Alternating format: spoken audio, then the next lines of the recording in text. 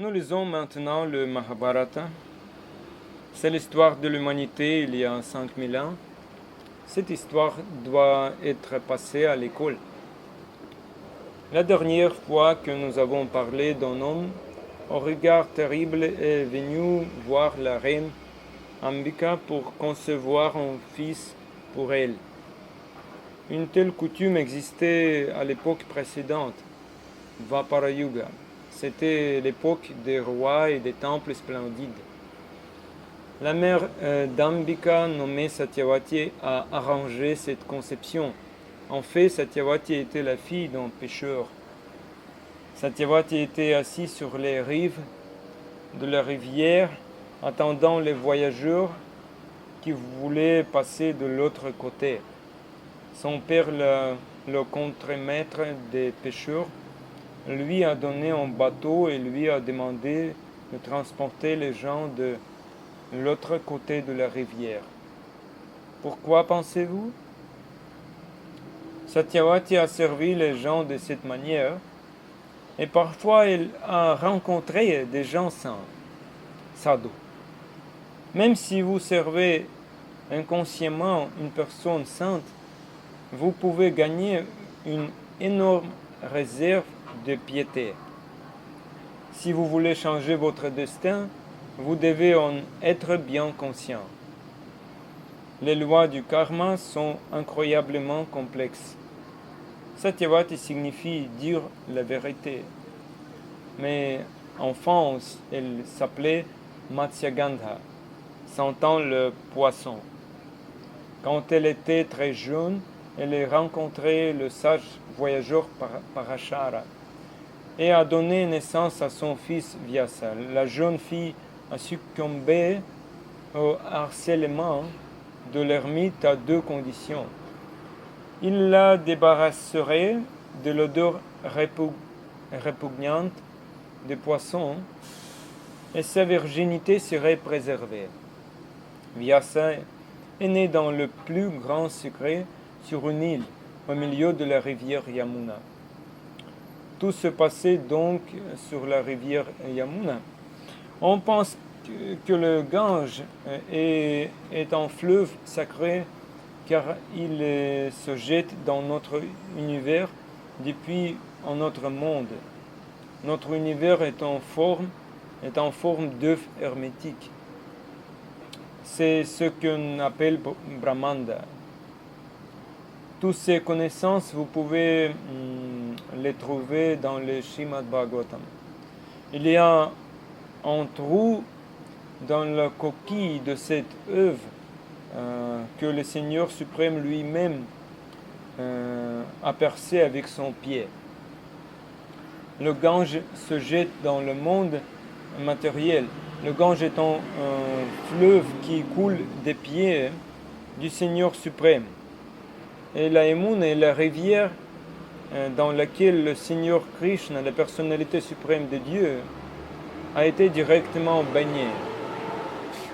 Ce jour-là, le roi du monde, le puissant Shantanu, chassait dans les forêts environnantes et il a été attiré par l'arôme séduisant émanant du corps de Satyavati. Le roi partit à la recherche de la source du parfum divin et fut bientôt fasciné par la beauté de la jeune fille. Il fut pris du désir de l'épouser et il la regarda avec un grand désir. Elle a découvert que la fille n'était pas mariée et est allée chez son père pour lui demander la main de sa fille. Mais Shantanu était déçu. Mais le père n'acceptait de renoncer à sa fille qu'à la condition que son fils hérite du trône. Le roi avait déjà un fils d'une autre femme, et son nom était Devavrata. Ce fils avait déjà passé le rite d'initiation au prince héréditaire, l'inauguration. Le roi Shantanu a été choqué. Satyavati était également désespéré et a pleuré pendant de nombreux jours et nuits suppliant les demi-dieux d'arranger son union avec le roi.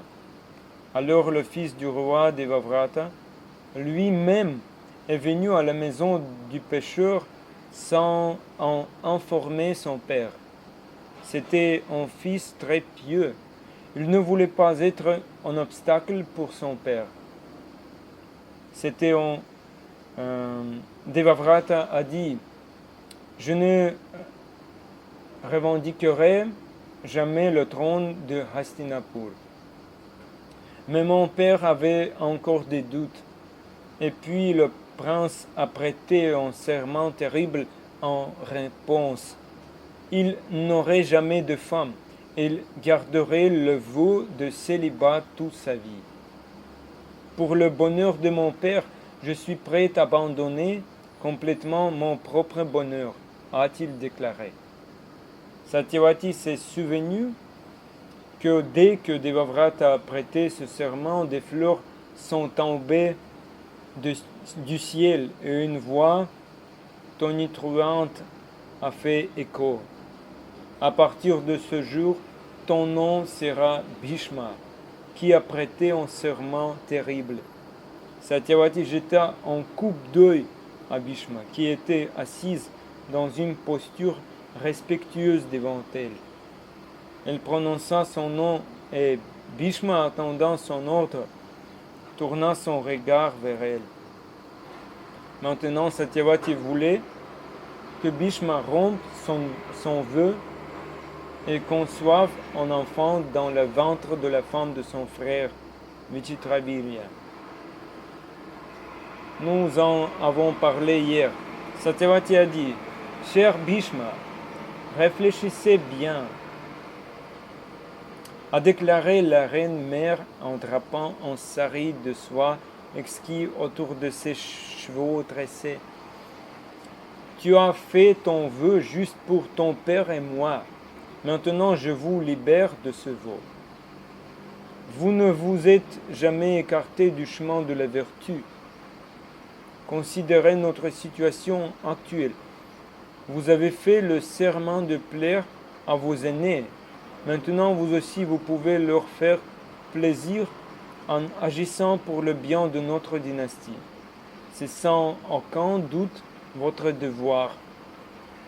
Montez sur le trône de Hastinapur et élevez des fils puissants pour préserver notre ancien royaume pour l'avenir.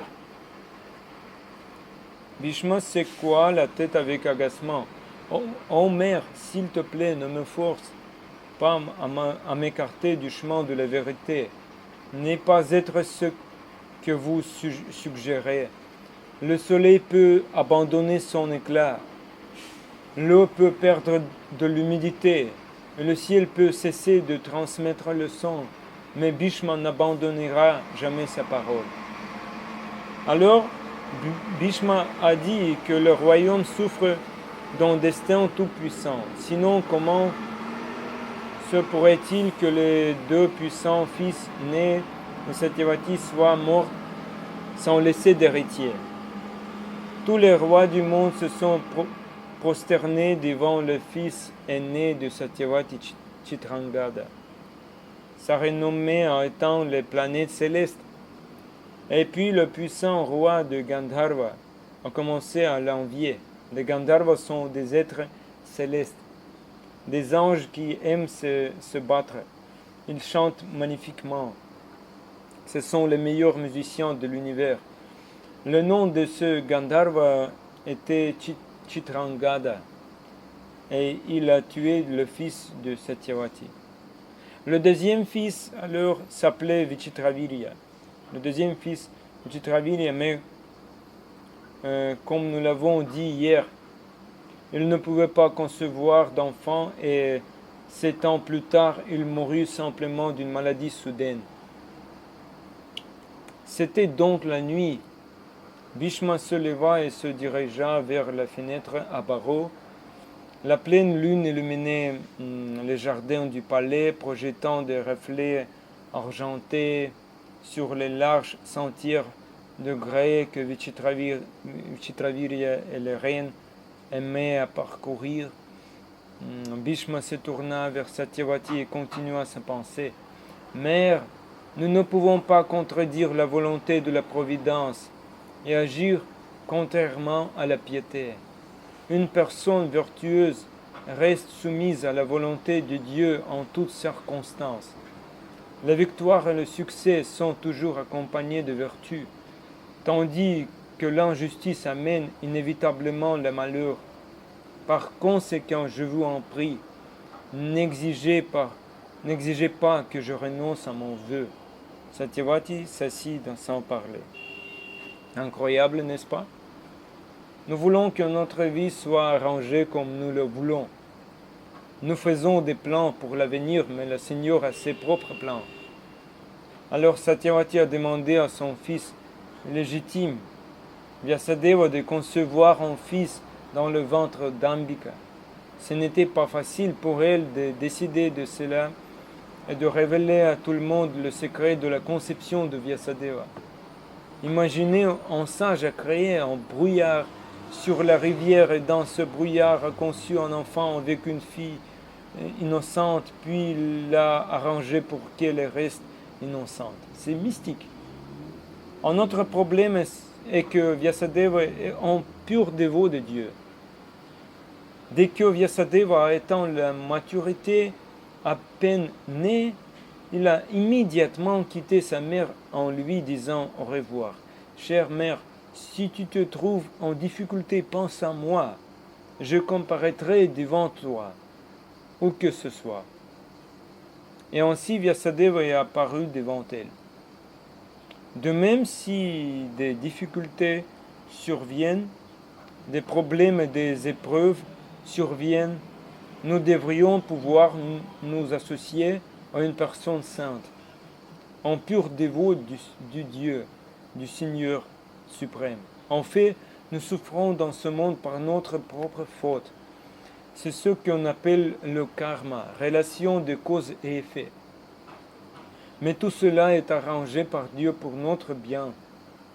Lorsque nous sommes complètement empêtrés dans notre karma et que nous ne pouvons pas trouver d'issue, seul Dieu sait comment nous sauver. Dans les moments difficiles, les gens se tournent vers Dieu. Puis Dieu leur envoie son compagnon éternel. Par conséquent, Vyasadeva est venu à la rescousse. Voilà, c'est le Mahabharata. Entendre parler de ces histoires est très propice. Si vous avez aimé cette histoire, vous pouvez aimer et partager avec vos amis. Écrivez des commentaires. Bonne chance. À bientôt. Hare Krishna.